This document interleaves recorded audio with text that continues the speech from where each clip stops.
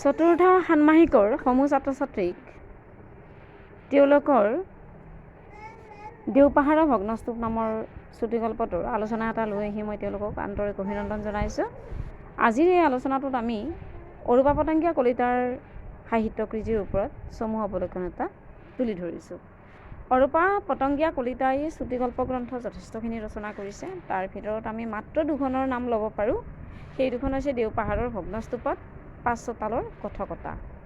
এই দুইখনৰ বাহিৰেও মিলেনিয়ামৰ সপোন,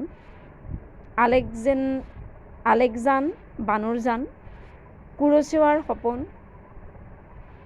একেধৰণে মাৰিয়া মস্তিন অথবা হীৰা বৰুৱা, জলতৰংগৰ সুৰ, পানীগাভিনী আছিল আৰু অন্যান্য।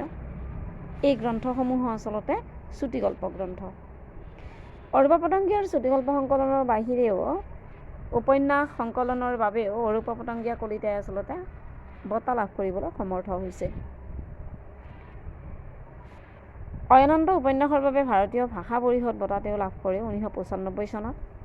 আৰু তাৰ বাহিৰেও অয়নন্তৰ বাহিৰেও তেওঁৰ উপন্যাস কেইবাখনো আছে। তাৰ ভিতৰত ফেলানি, কেতেকী এই দুখনৰ নাম আমি ল'বই পাৰোঁ। অয়নন্তও ল'ব পাৰোঁ।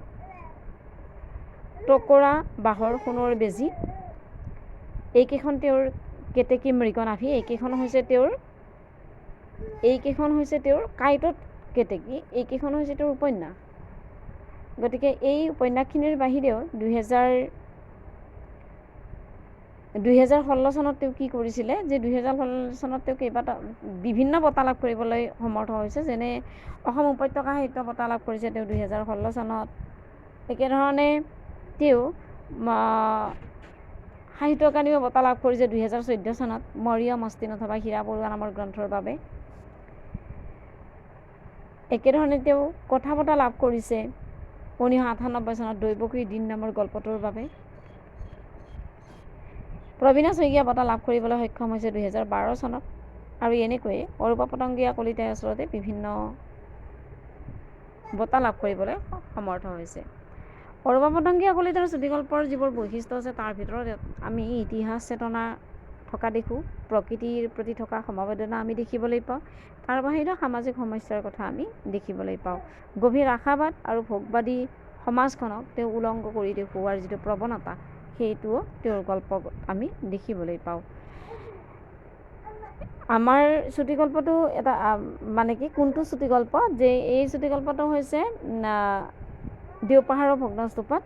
দেওপাহাৰৰ ভগ্নস্তূপত চুটিগল্পটোৰ কাহিনী অতি চমু আৰু এই কাহিনীত কেইবাটাও টুইষ্ট আছে। প্ৰকৃতি ভালপোৱা কিশোৰলৈ এদিন অৰণ্য ভাল পায় এসময়ত অৰণ্য বিদ্বেষী লোকৰ হাতত মৃত্যুক আঁকোৱালি ল'বলগীয়া হয়। একেধৰণে চুমি আৰু প্ৰশান্তৰ প্ৰেম কাহিনী ইয়াত আছে। এটা সময়ত প্ৰশান্তৰ দৰে প্ৰেমিকক কৰি চুমিয়ে টকা থকা ল'ৰালৈ বিয়া হোৱাৰ কাহিনী গল্পটোত পোৱা যায়। আৰু সেই অহোবলীয়া হোৱা দি গান গোৱা প্ৰশান্ত এক ধৰণৰ সমস্যাৰ মাজতে এদিন জীৱনৰ পৰা বিদায় মাগি গুচি যায়। একেধৰণে ৰূপকৰ কাহিনীও খুব দুখ লগা। ৰূপকৰ মাতৃৰ যিটো সপোন আছিল সেইটো ৰূপকে পূৰণ কৰিবলৈ নাপালে। এখন গেৰেজ সাজু কৰিছিলে আৰু সেই গেৰেজতে এদিন কি হৈছিলে যে ভাল কৰিব দিয়া এখন গাড়ীৰ মিছা চুৰি অপৰাধত আচলতে ৰূপক জেল খাটিবলগীয়া হৈছিল। আৰু এদিনাখন ৰূপকৰ আচলতে তেনেকৈ অন্তৰ্ধান হৈছিল। গোটেই চুটিগল্পটোত আচলতে সামগ্ৰিক কেতবোৰ সেই সমাজৰ সমস্যা, সেই সময়ৰ সমস্যা, পৰমা মাষ্টৰৰ ঘৈণীয়েকৰ মৃত্যুৰ যিটো কাহিনী, সেইটো এক ধৰণৰ সেই সময়ৰ সমস্যা লৈ আচলতে যে গল্পটো ৰচিত।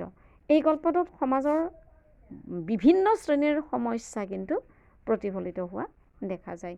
গতিকে অৰূপা পতংগীয়া কলিতাৰ দেওপাহাৰৰ ভগ্নস্তূপত গল্পটোৰ যদি কাহিনী ভাগ আহে চমুকৈ এনেধৰণে আলোচনা কৰিব পৰা যাব। অৱশ্যে মই আলোচনাটো সম্পূৰ্ণ কৰিব পৰা নাই, চমু আলোচনাটো, কিয়নো যিহেতুকে চুটি কুৱেশ্যনখিনি দিছোঁ, এইখিনি কুৱেশ্যনেই মই আজি চোৱাৰ কাৰণে দিছোঁ।